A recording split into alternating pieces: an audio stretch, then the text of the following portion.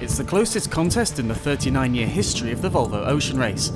And with only 2 short offshore legs and 2 import races to come, there's no margin for error. Never since the race's first edition in 1973 have 4 teams had a realistic chance of winning so close to the finish. Overall race leaders Groupama were feeling the heat as they made slow progress out of Lisbon, but by the next morning they'd fought through a tight pack to sit in second place. It was a pretty good night, not too bad. It was not so many sail changes, it was pretty easy that way, but pretty bouncy and a little bit afraid of falling out of the bank when it's heeling a bit. So we just passed Puma behind us and we're trying to catch up on Telefonica just in front here. For Telefonica, whose long-held overall lead has been snatched away by Groupama, there's only one aim.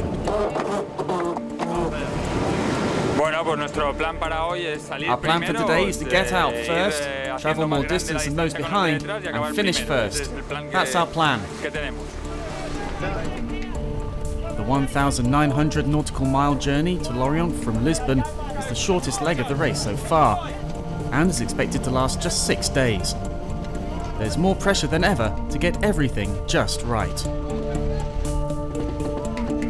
Basically a speed race where my job will be to optimize the course as best as I can to just find the fastest angle that makes us sail the closest to the source. And then as we get closer, I'm going to be monitoring the weather and trying to see if we can find the right aiming point into that high pressure. As we speak now, Groupama is obviously sailing a bit faster and lower than us, so that's the sort of problem we're going to be discussing over the next 24 hours. With the race so tight, every detail, including boat design, comes into play. Groupama, Puma and Telefonica were pushing ahead on the first day out of Lisbon, using boats which excel in these fast-reaching conditions.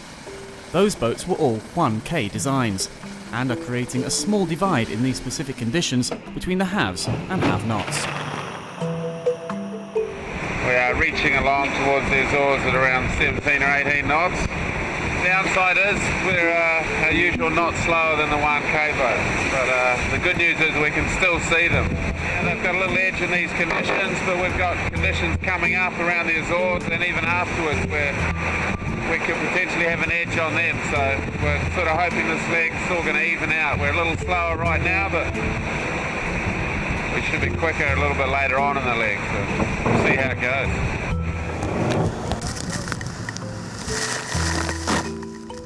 We're 300 miles in now. The 3 1K boats are going quickest. Telefonica's leading the charge, Groupama and Puma just behind. I guess it's business as usual. We've seen this before, jib reaching. We've got 500 miles to go, another day of good breeze, and then the wind will start to decrease, and then we might see a bit of a shuffling of the pack. However, at the moment, conditions suit the 3 boats at the front of the pack. We got a nice jump out of Lisbon, good start to the leg, but it's a bit of a drag race really for the next 24 hours, and we're going to see who the good reaching boats are. You know, we got a blue boat right behind us, it's not slow, and a green boat right down to leeward of us that's starting to make some inroads already. You know, it's been a point of sale. We've been good against the far boats and good against camper, but the other 2 1K boats we've struggled with at times. The next stage of the race could tell a very different story, with light airs wiping out the early advantages. Stay tuned for more drama on this crucial leg.